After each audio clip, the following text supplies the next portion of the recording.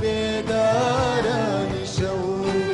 خۆت نەخەیتا بەرشەبۆلی عەشقی بێپایانی شەو ئەی کچی خواوەندی جوانی ئەی چرای دیوانی شەو ئەی کچی خواوەندی جوانی ئەی چرای دیوانی شەو خۆ بپارێزە